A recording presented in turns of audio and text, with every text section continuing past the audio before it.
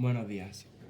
Bueno, esta tarea consistía en hacer el resumen, página 98-99, 100, 101, que se mandó ya la semana pasada y que dejé tiempo en clase para comenzarla y en muchos casos la llegaste ya a terminar.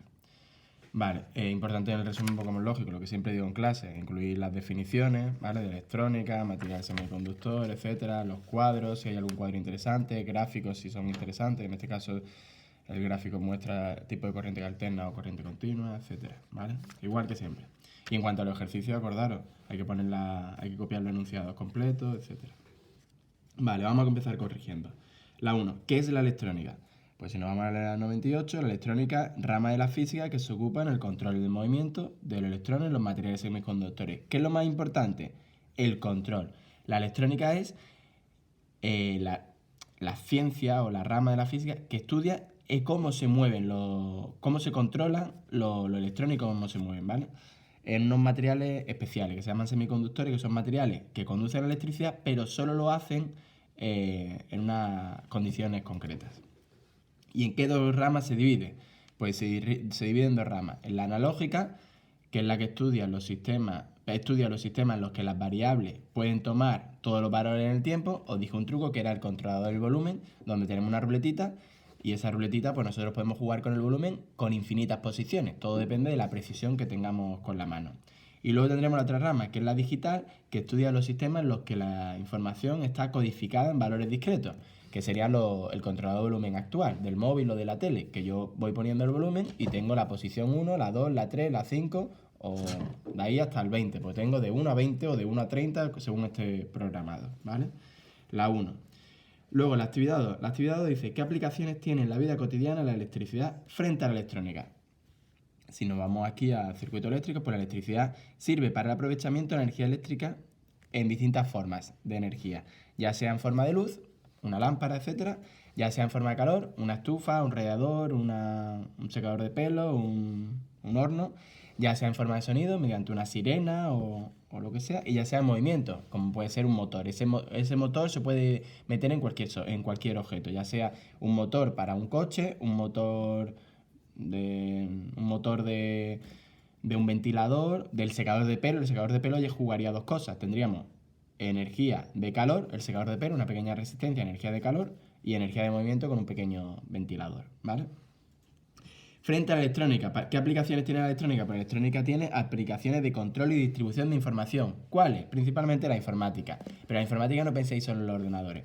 Ya sea el mando de la televisión, ya sea el móvil, ya sea una radio pequeñita, etcétera, ¿vale?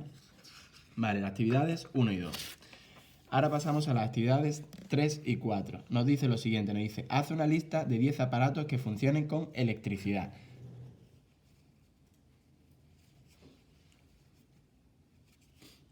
Vale, disculpa, pues dice, haz una lista de 10 aparatos que funcionan con electricidad. Hoy día casi todos los aparatos de la casa funcionan con electricidad.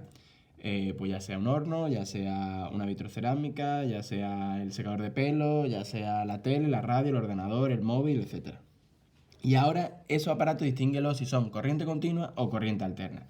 Un truco, dice, dentro de corriente continua, dice, las pilas y baterías proporcionan corriente continua. ¿Qué significa? Todo aparato que pueda funcionar o funcione con pilas y baterías, ya sabemos que son corriente continua.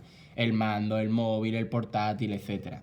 Pero ojo, también hay aparatos que funcionan con corriente continua y no trabajan con pila o batería. ¿Cómo lo sé? Muy sencillo, trabajan con un transformador. Por ejemplo, el portátil. ¿El portátil trabaja con corriente continua? Sí, porque tiene batería. Pero ¿y cuando lo conecto al enchufe de la pared, que el enchufe recordad que es corriente alterna, sigue trabajando corriente continua? Sí, porque hay un transformador. Si os fijáis en el cable, habrá una petaca, un aparato que lo que hace esa corriente alterna de la pared la transforma en corriente continua, de manera que mi portátil sigue trabajando con corriente continua. Y los ordenadores esos antiguos que nunca han trabajado con pilas, porque son las torres esas, ¿no? También que trabajan con corriente continua. Dentro llevan una cosa que se llama fuente de alimentación, que la corriente alterna la convierten en corriente continua. Siempre que tengamos aparatos que trabajen con información, van a trabajar siempre con corriente continua. O que sean portátiles. Por ejemplo, el taladro para hacer agujeros en la pared. Pues el taladro grande que va directo a la pared, que se conecta directamente al enchufe, se trabaja con corriente alterna porque requiere mucha tensión, mucha fuerza. Sin embargo, el destornillador eléctrico normalmente trabaja con corriente continua, ¿vale? El secador de pelo, pues en el caso del secador de pelo, como requiere mucho calor, mucha fuerza, etcétera, corriente alterna. Sin embargo, la maquinilla de afeitar o el cepillo eléctrico o aparatos más pequeñitos, la radio del despertador, etcétera, eso trabajará con corriente continua, ¿vale? Siempre que el aparato pueda ser portátil o consuma muy poca energía porque lo que hace es transmitir información, será corriente continua, ¿vale? Luego, la actividad 4, y ya vamos terminando, dice, extrae la batería de un teléfono móvil y anota en tu cuaderno qué tensión utiliza. Vale. Ya los alumnos que estuvisteis ya terminando la tarea en la clase, lo comenté. Hoy día en los teléfonos móviles, salvo excepciones, no se le puede quitar la batería. Y os dije que no quitarais la batería. Lo que había que hacer era mirar un cargador de móvil. ¿Vale? Nos dice, anota en tu cuaderno qué tensión utiliza y es corriente continua o corriente alterna. Bueno, ya sabemos que es corriente continua. ¿Por qué? Porque todo lo que funcione con pila batería va a trabajar a corriente continua, ¿vale? Y aquí tengo yo 3 transformadores. Vamos a hacer lo siguiente. Vamos a fijarnos en el transformador. La entrada del transformador, ¿vale? Que es lo que va a la pared, aquí trabaja a 230 voltios, ¿vale? Y la salida, pues no lo sé, ahora lo vemos. Pero la entrada del transformador, ¿qué será? Input, entrada, input. Y la salida del transformador, output. ¿Por qué me interesa la salida del transformador? Porque la salida, lo que sale de aquí el transformador, ¿a dónde va? A mi móvil. ¿Qué significa? Que si de aquí salen 5 voltios, pues mi móvil ¿a qué tensión trabaja? Trabaja a 5 voltios. Y vámonos a ver un momento las características, que esto fue lo que dije que teníais que hacer en casa. Fijaros. Yo tengo aquí claramente los aparatos. Tengo input. ¿Cuál es el input? De 100 a 240 voltios, pero yo he dicho que era 230, correcto. En España trabajamos a 230 voltios y 50 hercios, ¿vale? En este caso 100, 240 voltios, ¿por qué? Porque este aparato está fabricado para que funcionen aquí y en Japón o en Estados Unidos o en sitios con tensión y frecuencias diferentes, ¿vale?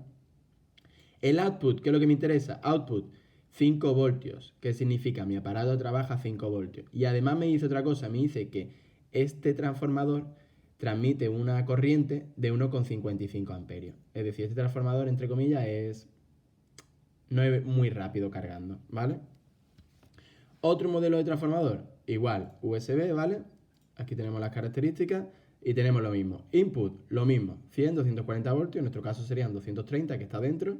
Y output son 5 voltios, ¿vale? Sigue trabajando la misma, ¿por qué? Porque sirve para el mismo móvil, un móvil normal Android, 5 voltios. Sin embargo, trabaja, en este caso el transformador carga un poco más rápido, ¿por qué? Porque sale una corriente de 2 amperios, eso lo veremos más adelante en la siguiente explicación. Y luego ya tendremos, en este caso es de Apple, otro, esto es de un iPad, vale. Pues tenemos lo mismo. La entrada tiene que ser siempre la misma porque la pared es la misma, 100, 240 voltios. En este caso la tensión de salida es diferente, ¿vale? Aunque tenga un conector USB, yo puedo cargar aquí cualquier móvil, no está diseñado para cualquier móvil, si os fijáis. La salida pone 5,1 voltios, 0,1 voltio más, ¿vale? Y en este caso carga un poquito más rápido, 2,1 amperios. Vosotros podéis tener cargadores a lo mejor incluso ya a 3 amperios. Mis móviles la verdad que son un poco antiguos, pero podríais tener cargadores ya a 3 amperios, ¿vale? Que cargarán más rápido aún. Siempre y cuando el móvil lo acepte. Si el móvil no lo aguanta, pues sufriría. Pero con eso ya tenemos un poco la pregunta. La pregunta vamos a centrarnos. Extrae la batería de un teléfono móvil. Hemos dicho que no se puede y quien pueda hacerlo, pues verá que aparece en 5 voltios o puede que aparezca un poco menos, aparezca 3,7, etc. Y anota en tu cuaderno qué tensión utiliza. ¿Por qué tensión utiliza? En nuestro caso, vamos a suponer que la tensión que utiliza es la misma que le entra al móvil, es decir, 5 voltios. Y corriente continua. ¿De acuerdo? Bueno, en los siguientes vídeos continuaremos. Esta sería la tarea que había para hoy. Cualquier duda que tengáis, pues recordaros, cualquier duda que tengáis me escribís o si no, podemos hacer videoconferencia con el enlace que os pasé de Google Meet. Ya vais diciendo.